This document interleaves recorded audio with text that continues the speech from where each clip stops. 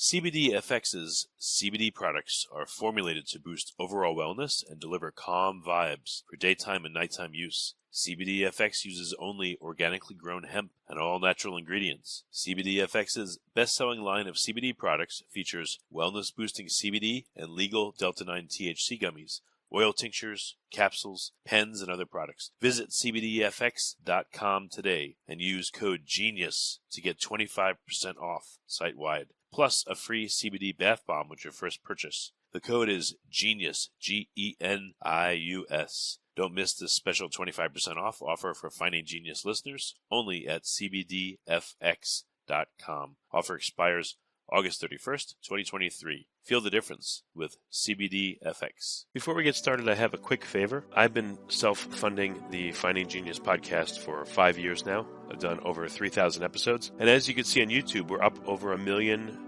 views on the channel, which is fantastic. The next thing I really want to push on is to get up to 10,000 subscribers, because once we do, we'll be able to put a donate button, and we'll be able to solicit donations to help keep the podcast running and to also get the Finding Genius Foundation moving along. We have a big project studying anxiety, depression, and PTSD, and working on a product to help people overcome these problems, because I've seen them explode recently after the last 2 years of the whole virus situation. So if you would, please subscribe to the podcast. That would help us tremendously. Give us a thumbs up and check in the description for Buy Me a Coffee. It's about $5. If you could buy me a coffee, I'd really appreciate it. It would help keep the channel going, and I love coffee. Thank you. Forget frequently asked questions, common sense, common knowledge, or Google. How about advice from a real genius? 95% of people in any profession are good enough to be qualified and licensed. 5% go above and beyond. They become very good at what they do, but only 0.1% are real geniuses. Richard Jacobs has made it his life's mission to find them for you. He hunts down and interviews geniuses in every field: sleep science, cancer, stem cells, ketogenic diets, and more. Here come the geniuses. This is the Finding Genius Podcast with Richard Jacobs. Hello, this is Richard Jacobs with the Finding Genius Podcast. My guest today is Brian Grimm. He's the president of the Religious Freedom and Business Foundation. He's the global chairman of Dare to Overcome. The website for reference is religiousfreedomandbusiness.org. So we're going to talk about his work with these organizations and what he does. Brian, thanks for coming. It's great to be with you, Richard. Yeah, if you would, tell me a bit of a background on yourself, and then we'll get into your current work. Yeah, well, I've had a very diverse background. I've worked overseas beginning in 1982, worked in the People's Republic of China, mostly in the Western region in Xinjiang. Four of my kids were born there in the 1980s. And then I worked in the Soviet Union when it was still the Soviet Union in the late 80s, early 90s.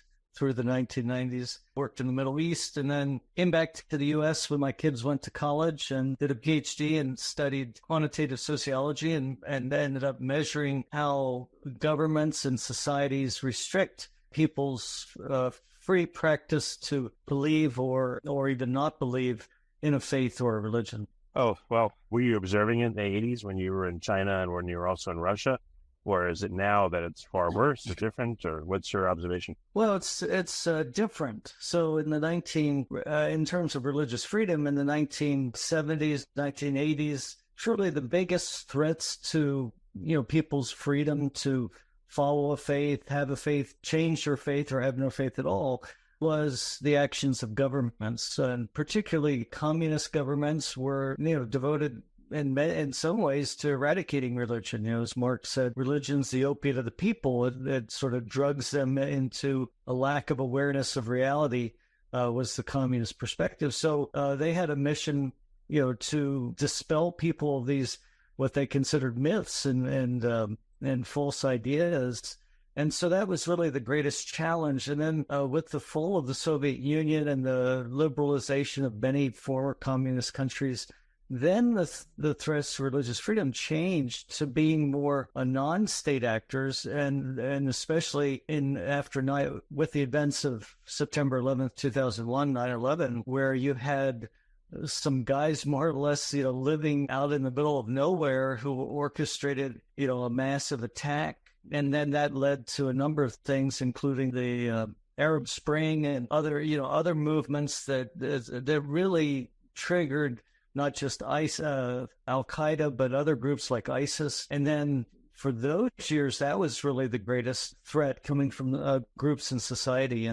And sort of my research has been to look at the connection between the two when you have high government restrictions on religion or belief, and then high social hostilities towards people of different beliefs than, say, the society. And those two work in tandem to lead to violence and conflict. So, and then looking at today, one of the greatest challenges is the rise of religious nationalism and other forms of, nationalism. Then defines a country or a region by a particular faith, to the extent that those who, have a different view are even viewed as traitors or not loyal. So that's a growing threat today. But communism's still there, especially with China, and it's, continuing to seek to export its model of how society should be run, where the Communist Party is the one that decides, really everything for how a society can work. And really, religion continues to be viewed not just as a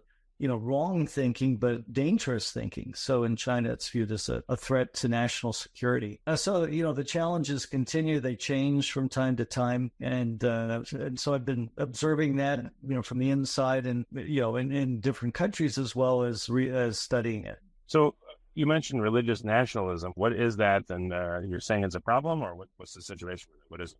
Well, yeah. So it's sort of religious nationalism is when you sort of define your country as this country is a Christian country, this country is a Muslim country, this country is a Hindu country or Buddhist country or atheist country. So defining by a belief to such an extent that those who have a different belief than the one that you think the country should be following are viewed as unwelcome or viewed as a nuisance, or viewed in some way that's less than equal. So that the nationalism rises generally when sort of politics whips it up into viewing your life, your identity is under threat, and then, rallying people around that cause. So, sort of nationalism often rises in an atmosphere where the politics are trying to, garner support. So it's not generally something that rises, you would say, out of your local church or mosque or synagogue or temple, but it tends to be some leader who's sort of whipping up people into support, and religion becomes one of those things that he or she gets people to rally around. Yeah, I've heard like in India, the Hindu nationalists and Narendra Modi is, I guess, promoting Hindu nationalism, and they may be pushing, more heavily on the Muslims lately. What have you seen? Yeah, so I do a lot of work in India, and India's, one of the most religiously diverse countries, and historically it's been, it has a long history where religion's been, part of it in various ways. Muslims ruled the country before it was the current India for centuries. And then coming out of that, once they were no longer in the rule, still Hindus are the large, vast majority. So the sort of the politics in India, religion, you could say culture, and is all part of that. And so, there's a sense, and you have to look at what happened after the British relinquished control in India and they gained their independence. There was a debate, should we just have two separate countries, one for the Muslims and one for Hindus, and then there are other minorities like Christians and Baha'is and Jains and Zoroastrians, known as Parsis, and others, Sikhs, of course. But in the end, Gandhi and Nehru wanted to keep India together for everyone, but then sort of head of the Muslim League, he wanted to have a separate country, so he convinced the British to have a Pakistan for Muslims and then an India for everybody that didn't want to be part of Pakistan, so to speak. But that led to a partition, and more than 1 million people were killed as they tried to switch borders and all that. So, religion is just really part of the history and part of, what even formed current day India. So in that process, Pakistan defined itself as an Islamist nation or a Muslim nation, but India has a secular constitution where they're looking to define themselves as a country for everyone, and every group has a place. So if you look at the rhetoric, you hear both things, that, okay, Pakistan got to be Muslim. How come we can't make India Hindu? Doesn't that sound fair? So you hear that, but at the same time, yeah, but it's still India's for everybody. And, we want to make sure everyone's included. So you'll hear, different versions of that, even from the same person. And, it's evolving thought, and it's not clear how it's all going to turn out. It's a very live issue. CBD-FX full-spectrum and broad-spectrum CBD products are formulated to boost overall wellness and deliver calm vibes for daytime and nighttime use. CBD-FX is offering our listeners an exclusive 25% off, which I think is very generous, plus a free CBD bath bomb with your first purchase when you use the code GENIUS. Don't miss this special 25% off offer for Finding Genius listeners only at cbdfx.com. Offer expires August 31st, 2023. Feel the difference with CBD-FX.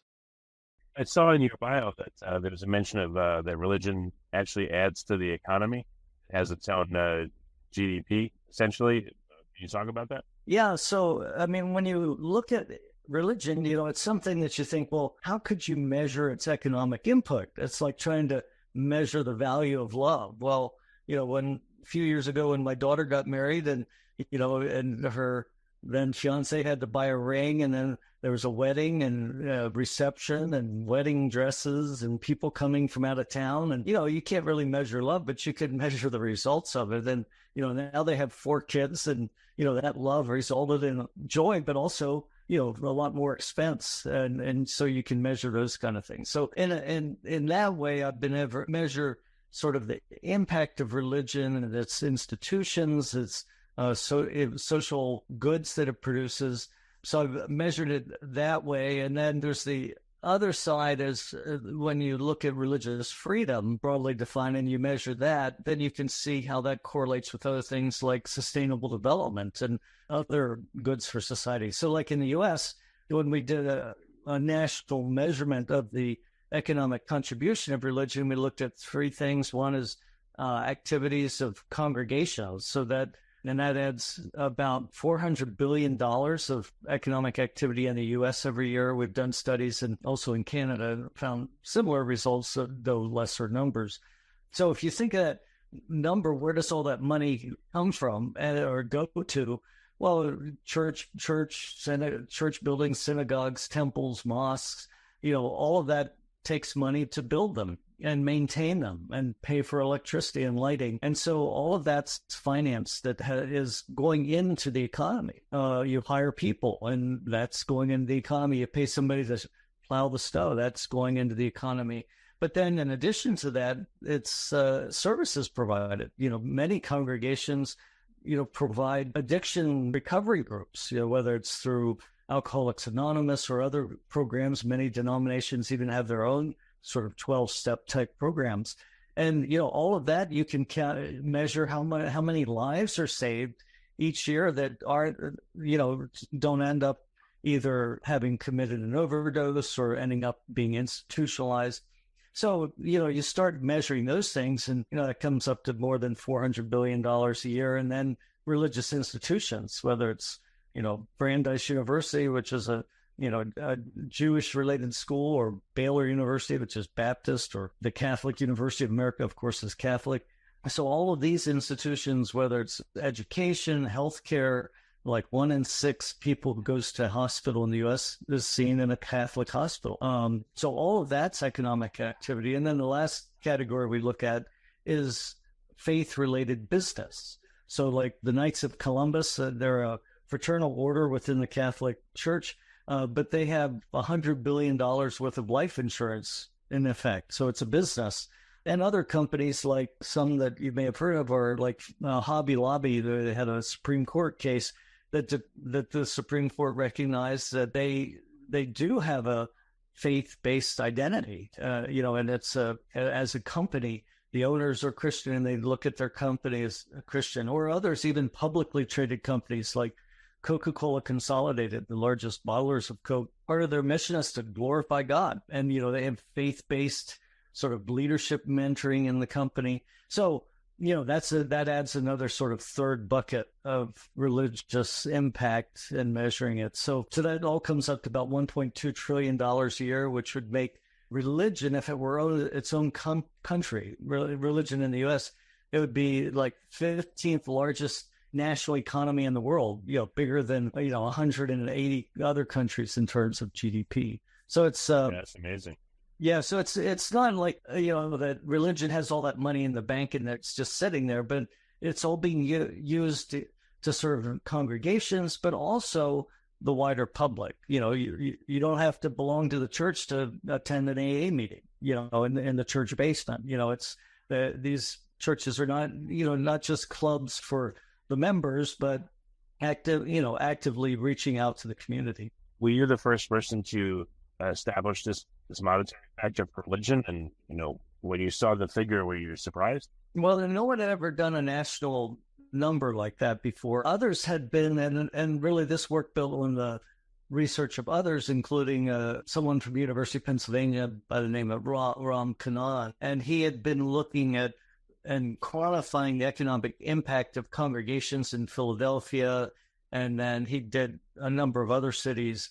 So, people were working on this, but no one had ever tried to pull it all together and look at all the different factors and not just congregations. So this really was the first time. And in terms of surprise at the number, I can say that I'll give an example. The Guardian newspaper from the UK, which is the fifth largest newspaper in terms of not circulation, but measured by website visits in the world. They did a story when when our research came out, and they had, I forget, was 19,000 shares of the story. Not just 19,000 views, but millions of views. And in comparison, just to see how surprising that story was, that our research came out the same year that Donald Trump was elected president, which was surprising there were few that were predicting he would beat Hillary Clinton. It was an unexpected result. And when that story headline came out on The Guardian, that story was shared only 17,000 times. So you could say that religion, matters in terms of money, and contribution was more surprising to people than Donald Trump was elected president, which was, not an expected result either. Well, once you did this calculation, what can you do with that? What new light does it shed on the role of religion? And do governments know about this? Have you been able to advise them so that they see it as an interesting source of productivity in the economy? Yeah, I think what it does is it helps people who might be skeptical of the value of religion, because a growing number of people in the United States and Europe and Western countries are growing up in families that are religiously unaffiliated, and so you have not just people who are religiously unaffiliated, but now whole families are, and then they. Their kids never go to Sunday school or, experience bar mitzvah or, whatever the religious tradition is. So, for those people, it's like, well, why does religious freedom matter? Why would religion be a protected category? In Title VII, we have different categories of people, of their race, their heritage, their gender, different things are protected by law so that you can't discriminate against them. And people say, well, why religion? Because headlines, in most newspapers, what do they report? Well, it's not news that, a priest or a clergy person, helps somebody who's down and out or, helps somebody who's suffering. That's not news. But if a clergy person, does something illegal of some sort, well, then that's news. And so the news is often reporting, if you look at the news, you get a distorted picture of religion. You only hear the bad things. And if you're not religiously active, that might be your whole view of religion. So I think by quantifying the positive economic contribution religion makes, and then what that means in terms of, goods and services, such as, I think, I forget the exact number, but something like 7 times more people go to a religious, like a church or, synagogue, a cathedral. They go to a religious house of worship to view arts and architecture. 7 times more people do that than go to museums in the U.S. on an annual basis.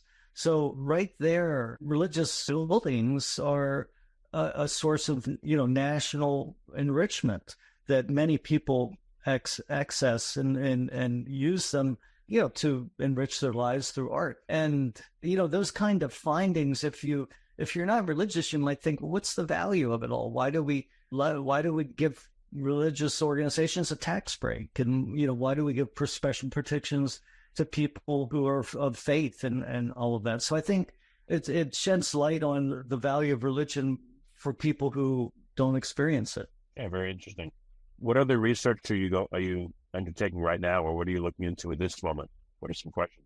Well, really one of the most exciting things that we're working on is that we have an annual index that measures corporate religious equity, diversity, and inclusion, or we call it the READY Index. And so, like in this diversity, and then, with the recent Supreme Court decision to end affirmative action, all these, diversity commitments are in the news, and people are sort of looking at that. And one of the, one reason among some people that diversity has a bad name is it's focused on certain aspects of diversity, but not all of them, including religion. And, religion is just, like I mentioned, it is just as protected under Title VII as the other characteristics, including sexual orientation, sex, gender, race, etc. So, why haven't corporations paid as much attention to that? And I had an article at the World Economic Forum on, why aren't corporations doing this? And so we set out to measure the Fortune 500 and how they're doing. And we've just released in May the 4th annual index. And what we found is that the majority of companies haven't included religion as part of their diversity, but some of the biggest and best companies in the world do. Google and Texas Instruments, American Express, American Airlines, PayPal, a company called Equinix, Target even has included religion as part of their diversity commitments. And so that's what we're measuring. And we're seeing these companies, once you measure it, then, they want to compete to do the best. So Intel is the most faith-friendly company this year, according to the index. Last year was American Airlines, and the year before it was Intel, and the first year was Google. So, these companies in a good-hearted spirit compete to, want to show off that, we are a faith-inclusive faith and belief, not just religious belief, but even atheists and agnostics are part of this inclusion, so that people can feel like they can bring their whole soul to work, not just their whole self to work, and their whole spirit, and whatever that might be for people. So that, I think that, that ongoing research is, we initially did it just by looking at publicly information available from the companies, but now companies are opting in and completing a survey each year, and then the companies that don't, we can still assess them externally. So I think that's having a lot of good, it's interesting research, but it's also, helping to stimulate companies to address this imbalance where certain categories are covered in diversity, but others aren't. And then it's also getting attention internationally. What do you mean? So this, for the first time, we had, in addition to the U.S. Fortune 500, we had companies from the Global 500, such as Accenture, Bosch, SAP, opting in to participate in the index. And then we had some Europe-only companies, such as TPAC, that's the yoga tea company, one of the largest independent tea manufacturers in the world. Also had OVO Energy, one of the large energy companies in Britain, and another British company. And in fact, this got the attention of 10 Downing Street and the UK Treasury. So we're having a meeting actually next week with ministers from, it was supposed to be held at 10 Downing Street, but just yesterday, Joe Biden announced he's visiting UK, and we're going to have this meeting at 10 Downing Street in their state dining room to bring corporate leaders together with some of the ministers from the government. But that room's been reallocated for Joe Biden's visit. So where we'll probably hold it in the Treasury Department. But it's, the government there is interested to learn more about this. C-suite people from some of the top companies there, like Rolls-Royce, which is one of the most faith-friendly companies in the UK, Aviva, a large insurance company, plus the international companies. Google will participate in the meeting, Salesforce, American Express, and others. So, we're looking at, and we'll have a conference in November 20th hosted at Salesforce Tower in London, where we bring all these companies together. And we're doing the same thing in India, where we're bringing together companies that are, seeing how faith is and belief and culture is part of the rich diversity, which makes their company strong. So it's a very positive story because, if you think of, just globally, I'll give one example from Intel. So one of their guys from Costa Rica, from the Intel group in Costa Rica, got assigned a project to lead a project in Muslim majority Malaysia. And he'd never even met Muslims, yet how am I going to work in that culture? And then Intel has these employee resource groups that are set up people of faith. So they company sponsored, but employee-led groups. And head of the Christian group, this guy was asking, how am I going to do this? He said, oh, I know Hadi Sharifi. He's that a Muslim group. I bet you he'd help out. And then just informally, Hadi started coaching the guy from Costa Rica, resulting in business success. And there was just recently a Wall Street Journal article reporting on all this. And, we went, and the reporter wanted to just verify that story was true. And we reached out to Hadi, and he said, oh, yeah, after that, I'm just, it just continues. I'm just helping people, navigate, if they've got work in the Muslim areas, helping them, work towards business success. So, when companies open their door to faith and people don't have to hide it, then you have resources such as I've just described, that you can help each other understand what it means to work in a Muslim majority country, or a Hindu majority company, or Christian majority company, or Jewish. There's only one in Israel, but like Salesforce, their group is called FaithForce.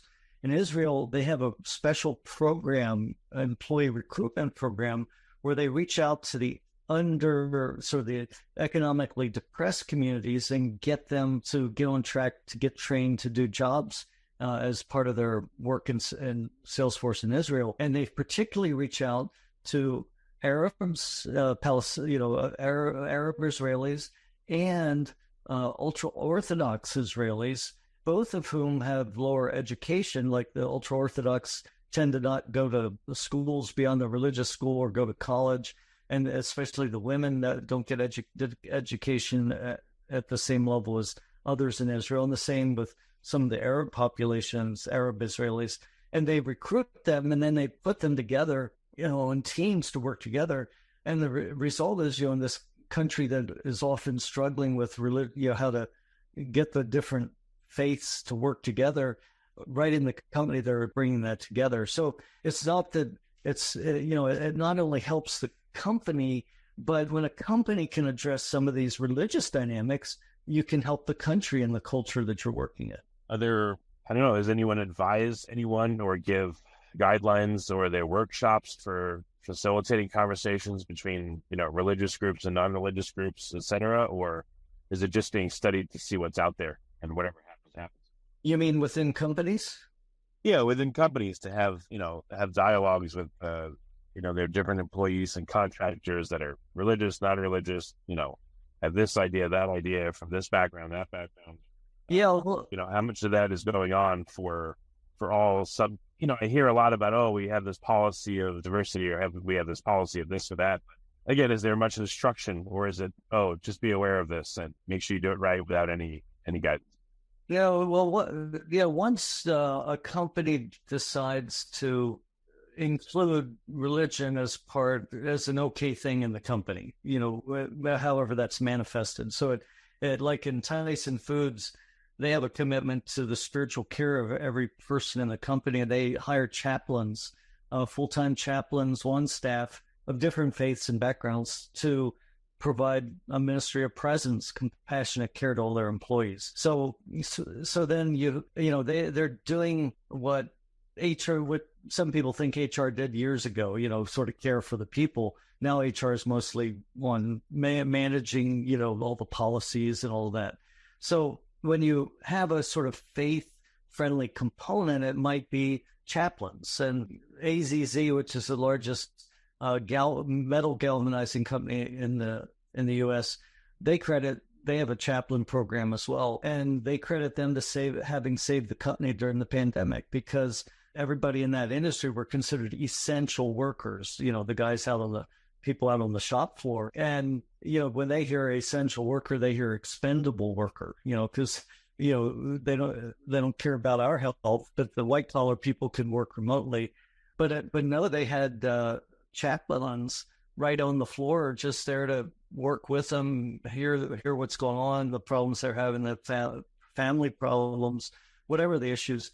And so that faith friendliness actually provides people with resources to help people and interact with people. So that's one way it manifests. But these employee resource groups, whether it's an interfaith group or faith-based groups within the company, that provides channels for programming. So like at Dell Technologies, their interfaith employee group, they've developed, sort of fact-based information on different faiths and what you should know about your, Muslim neighbor who's working, your Muslim colleague, what challenges do they face in the workplace, or a Christian colleague or a Jewish colleague, what does Ramadan mean? And what's this fasting all about? And when is it? And so, they help inform, educate within the companies. But sort of the bigger thing is that it gives an official voice for people in the company. So like at Google, when they, before 5-6 years ago, Google was, a no religion zone. We don't do religion. But once they started their Inner Belief Network, which has 10,000 or more members around the world, then they gave an official voice so that, when people want to block their calendar if you're a Muslim and pray on Friday, well, now that policy says you can do that. Before they couldn't. Or, the Google bars, their food courts and the headquarters and their big offices, before they didn't have halal or kosher food. And so that meant, like if you want to keep kosher, you can't eat with your colleagues where a lot of work ideas happen. So, then they were able to change those policies. Or even on issues like, there's different issues that come up where, some state or city is enacting some policy and the people want to say, well, let's boycott that place. But, it may be that policy is something people of faith like. And so you can have a voice within the company say, hey, we actually see it. We see that social issue differently and you might want to take us into account. And so, all those things help to make religion not a taboo topic, but one that can be discussed intelligently. I know the treatment can't be 100% evenly applied or even close. Do you see that pretty good attempts are being made, or do you see that it's very lopsided in its application where certain groups are being treated more preferentially than others? Like, what's your overall observation? I know it's different everywhere, but what do you see? Well, I think that when it's in terms of, sort of diversity, what it's trying to do is make sure everybody feels included, that everybody belongs. That's one way to look at diversity programs. And so if that's the perspective, then maybe there's a group that really is being excluded. So like even if you take religion, for example, certain religious groups have problems that others don't, especially those who have a visible manifestation of their faith. Like Sikhs wear a turban. Many of the men do. And, like after 9/11, a lot of Sikhs were mistaken for Muslims and they received a lot of abuse. And people see somebody with a turban and it's like, they wonder about that and they might have attitudes about that.